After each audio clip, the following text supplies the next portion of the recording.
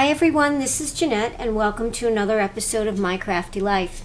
Today I'm going to show you how to make these adorable little ghost earrings for Halloween. This video will be in several parts, and in the first part I'm going to show you how to form the ghosts out of the air dry modeling compound. The air dry modeling compound I'm using is called Delight. And you can buy this in any of your local craft stores. I purchased this at Michael's, and it was only a few dollars for a 3-ounce package. A word of caution, it is air dry clay, of course, so you do want to make sure that you store it in an airtight container. I'm using a Ziploc bag. You can use any type of a container that will not allow any air to get to it. This compound dries in about a day, so you do have time to work with it. You don't have to worry about immediately putting it back in there. But you do want to make sure when you're finished working with your clay, it is sealed up nice and tightly. Also, since you're going to be working with white, you really want to make sure that your hands are very clean. You want to wash them right before you work on the project, because any oils or even just oils from your hand will discolor it. So you want to make sure that your hands are freshly washed. To begin with, I've made 2 little balls of clay that are approximately 1 inch in diameter. You can make them larger if you want to, smaller. It depends on the size of the ghost that you want. This clay does shrink just a little bit, so you'll want to make them a little bit bigger than the final size that you're going for.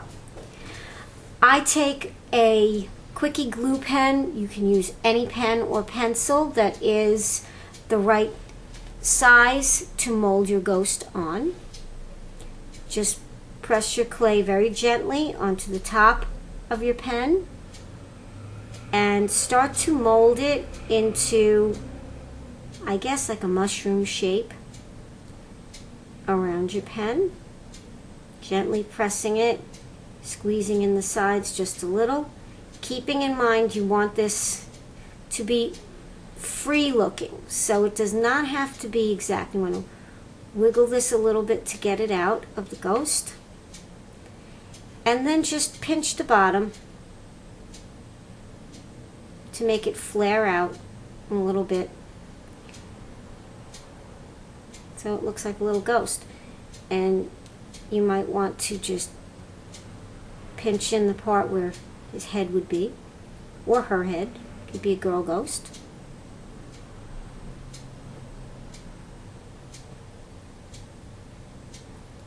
And when you are happy with your little ghost, you'll want to set it aside to dry, like I said, for about a day. And you'll want to put it on a non-stick surface. I'm using non-stick craft sheet by Ranger Industries. You could use waxed paper. That would work just fine. You also want to trim down 2 eye pins to about a 1/2 inch long. Okay, I'll show you how to do that. You take your eye pin and you take your wire cutter or your jewelry cutter, and when you're trimming this, when you're cutting it, you want to make sure that you hold on to it. Make sure your fingers are out of the way and just snip it so that it doesn't go flying.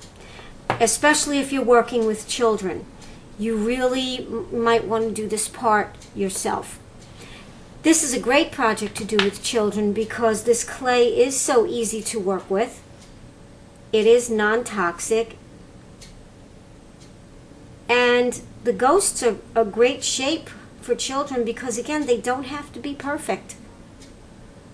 I'm not a sculptor, and I can make a pretty good ghost. The hardest part really is to try and get them to be the same size, but you know, They're ghosts. No two ghosts are alike, right? As you get a feel for the clay, you'll be able to work a little more quickly. I've done about 4 pairs of these so far because every time someone in my family sees them, you know how that goes. Okay. Alright, so we've got our ghosts here, we've got our eye pins. You want to take your eye pin and just gently press it into the ghost's head.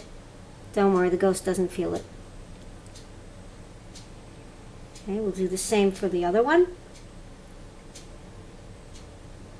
Now when these dry, you might notice that the eye pin comes out easily. That's not a problem. All you have to do is dip that eye pin in a little E6000 or diamond glaze, any kind of adhesive that you can use on metal, even on paper. You could use tacky glue. That'll hold.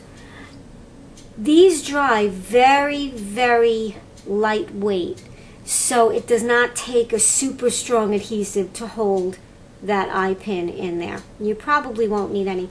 I put just a little bit at the base after it's dry, where the eye pin meets the clay, and it holds just fine.